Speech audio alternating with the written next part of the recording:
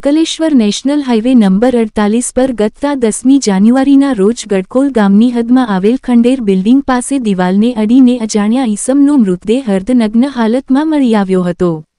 શહેર B division પોલીસે અજાણ્યા ઈસમના મૃતદેહને પોસ્ટમોર્ટમ અર્થે ખસેડાયો હતો.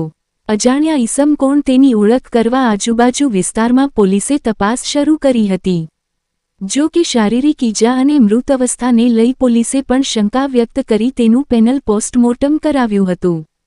જે પોસ્ટમોર્ટમમાં મૃતક ઈસમને માથાના ભાગે બોથડ પદાર્થ મારવાથી થયેલ ગંભીર ઈજાના કારણે તેમજ બિલ્ડિંગ પરથી નીચે ફેંકી દેતા તેને ઈજાના કારણે મોત થયું હોવાનો રિપોર્ટ આપ્યો હતો. જે રિપોર્ટ આવતા બી ડિવિઝન પી.એસ.આઈ.આર.